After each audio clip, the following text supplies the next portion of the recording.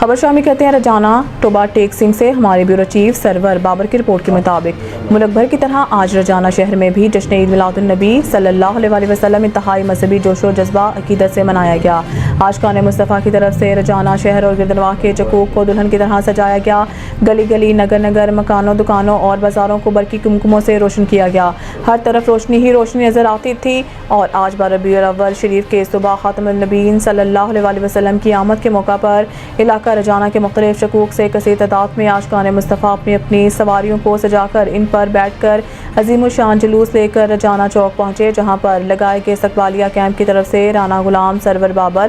دلدار رحمانی، ظفر اقبال، مرہٹہ، صغیر عباس، راہیل خان، رانا نثار احمد، رانا عمر حیات نے شرکائے جلوس کو خوش آمدید کہا اور پھولوں کے ہار پہنائے۔ بعد ازاں government boys higher secondary school میں 61ویں مرکزی میلاد کانفرنس منعقد ہوئی، جس سے پیر سید ندیم حیدر شاہ نے تحفظ ختم نبوت اور حضور نبی اکرم صلی اللہ علیہ وسلم کی سیرت پر سیر حاصل خطاب کیا اور نامور نعت خوان حضرات نے بارگاہ رسالت میں عقیدت کے پھولیں چاور کیے۔ عوام الناس نے اپنے محبوب آخر الزمان نبی صلی اللہ علیہ وسلم کی ولادت کو انتہائی مذہبی جوش و جذبے سے منایا۔ ہر طرف درود و سلام کی صدائیں بلند ہوتی رہیں۔